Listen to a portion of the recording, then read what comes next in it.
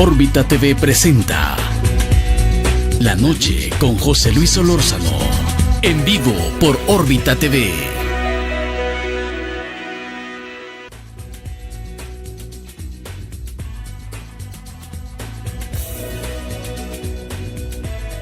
Son las 8:40. Quiero dar la más cordial bienvenida a su programa La Noche con José Luis Solórzano.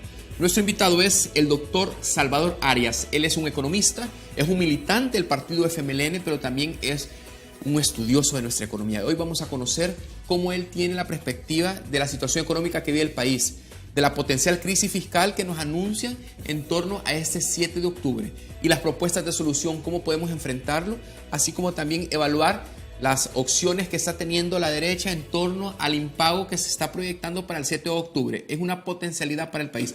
Don Salvador, qué gusto saludarle y muy buenas noches. Y gracias por estar con nosotros cuando ya nuestro reloj está marcando las 8:41.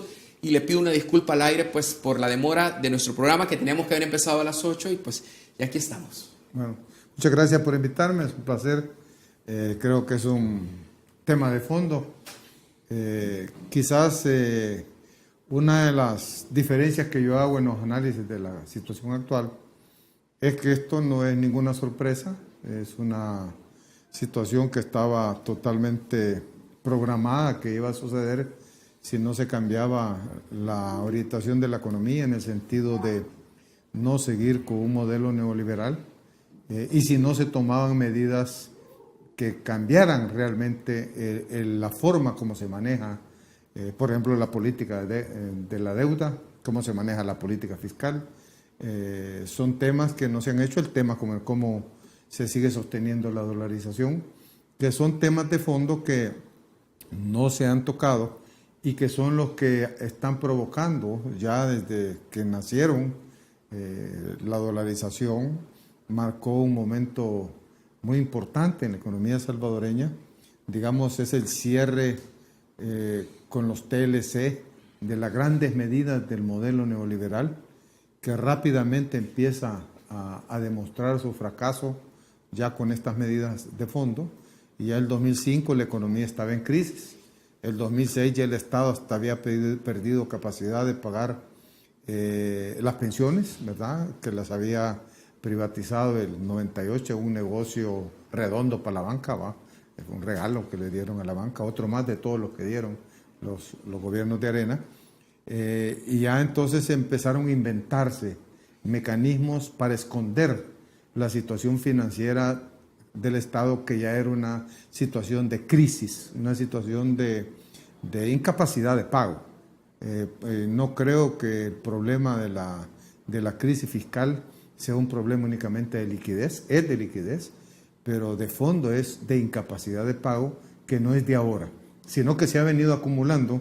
Yo escribí un libro sobre la trampa, ¿cómo se llama? La trampa de la deuda, donde explico en detalle toda la lógica de la deuda, parámetros quizás importantes que vale la pena mencionar. Por ejemplo, el hecho que en el 2000 tú tenías una deuda que era poco más de 4.000 millones de dólares, y del 2000 al 2015 has pagado un servicio de más de 25.000 millones de dólares de deuda, y tienes una deuda de 17.000 millones de dólares.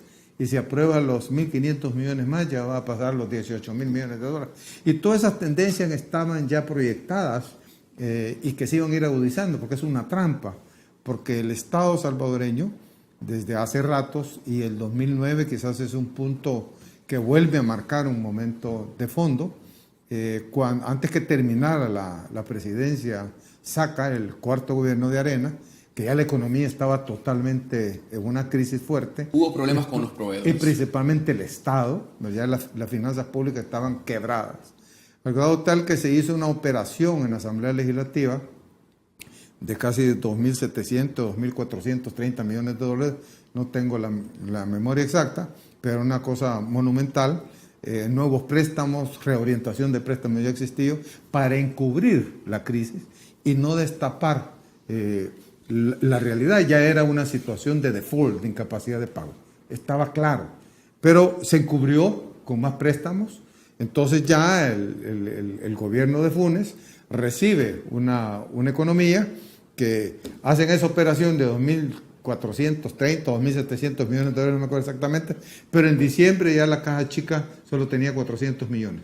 O sea, la cosa era una crisis ya clara, y el ministro de Hacienda, que sigue actualmente, ha estado viniendo, tomando medidas que únicamente ha estado navegando, como digo yo, se subieron a un barco y en lugar de cambiar la ruta de ese barco con una política diferente en cuanto a la administración de la deuda, en cuanto a atacar realmente la corrupción y la evasión fiscal que tiene un alto costo para el país, no se hizo, no se ha hecho como se debe de hacer.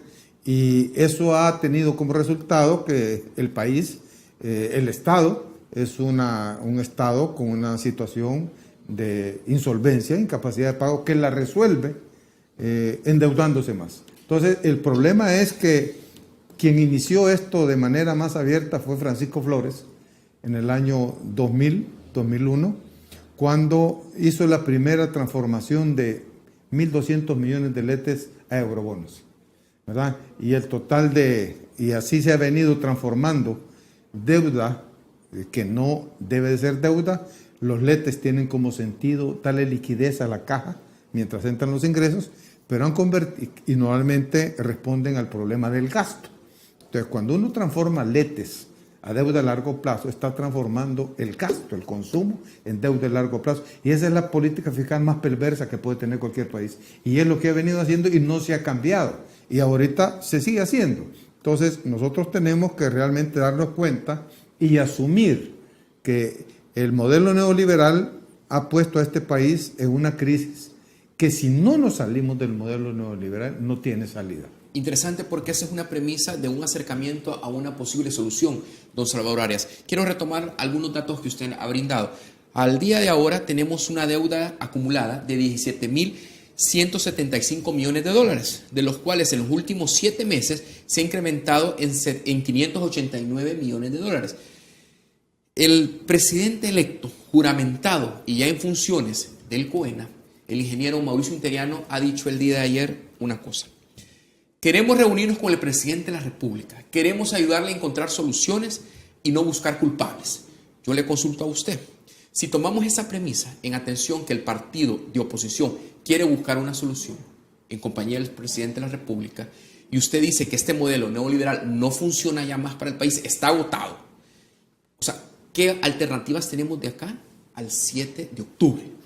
Bueno, mira, en el corto plazo, para no caer en incapacidad de pago, por este momento, pues lo único es que aprueben los 1.500 millones de dólares. Sí. Los 1.200, sí, perdón. Sí. Y además están los 900 millones que tiene la sala constitucional congelados.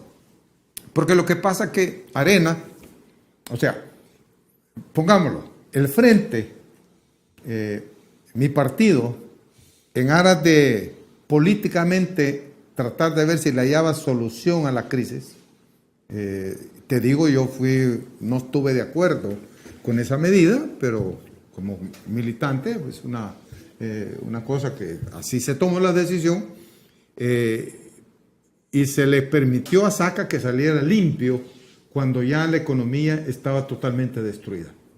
Entonces, ese fue el primer error, ¿verdad?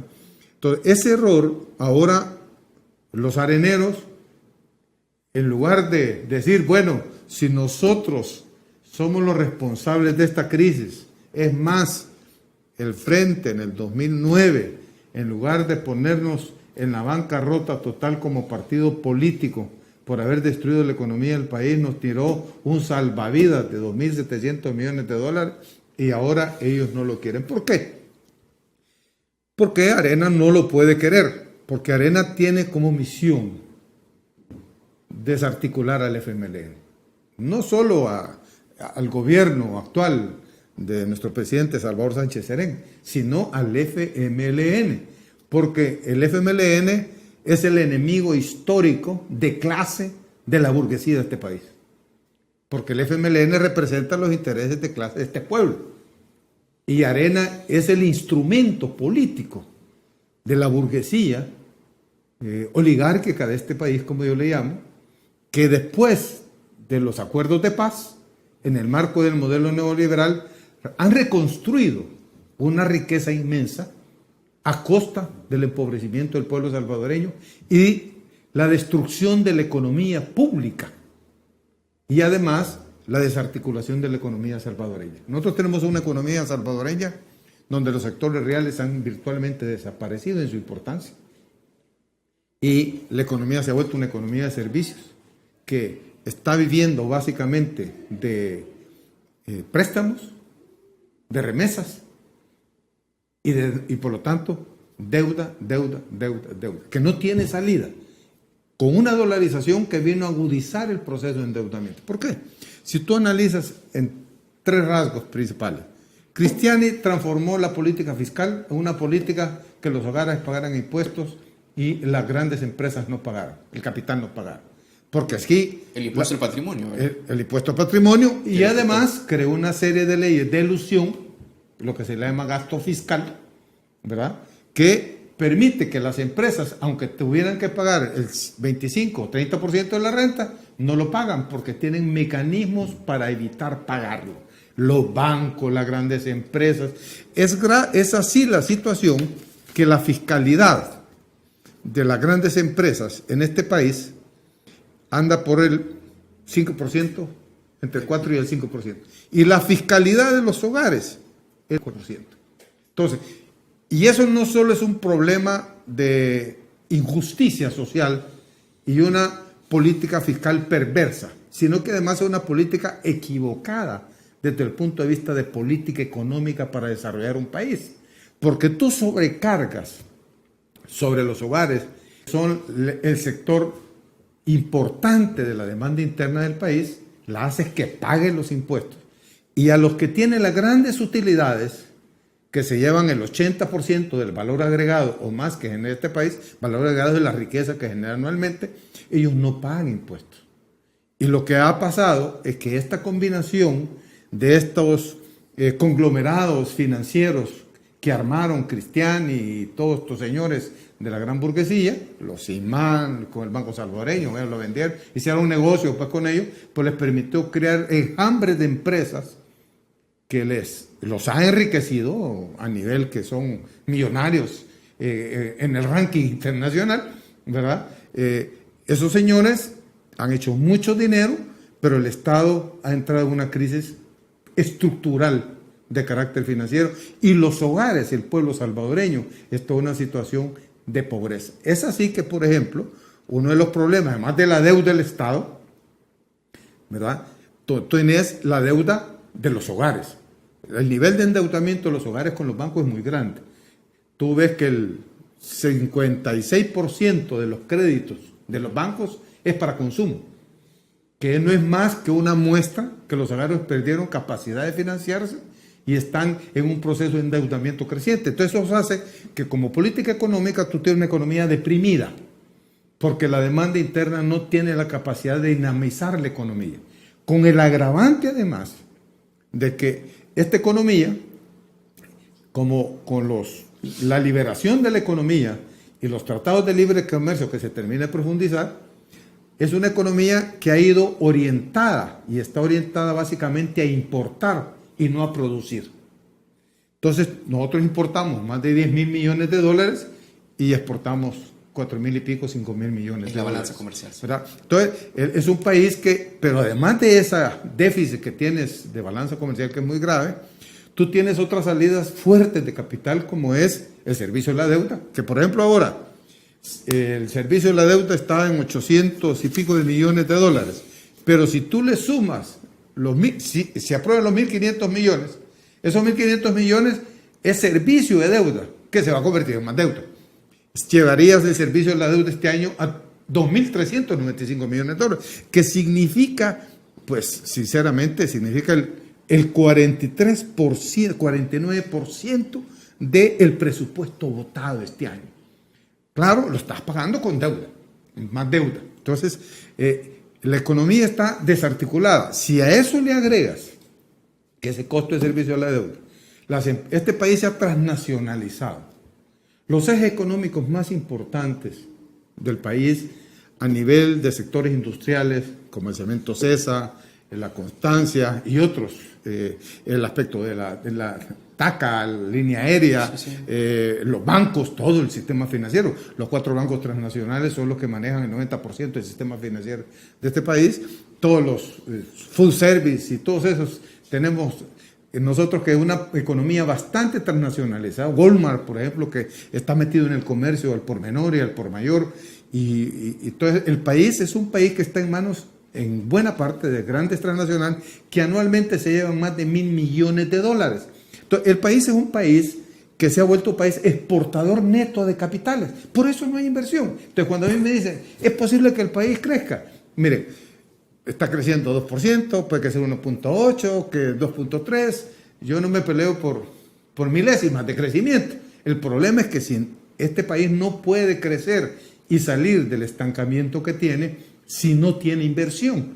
Pero mientras el país esté siendo un país exportador neto de capitales, por el problema de la evasión, de la elusión fiscal, por el problema de que además de lo que se llevan las transnacionales, los grandes empresarios de este país están invirtiendo en el extranjero. Pues son famosos en América Latina inviertiendo, invierten en Inglaterra, invierten en Estados Unidos, están en las Islas Caimán, estaban en Panamá.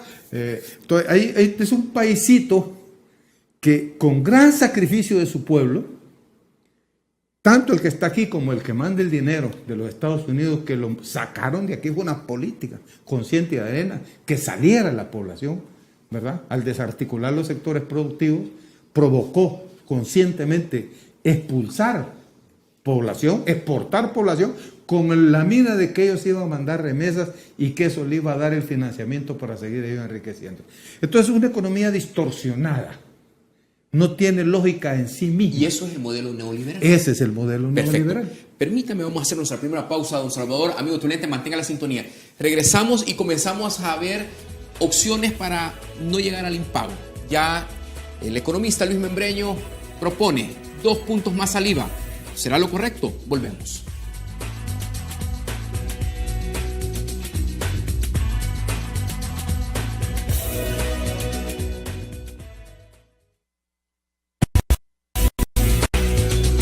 Ya regresa La Noche con José Luis Solórzano, en vivo por Órbita TV.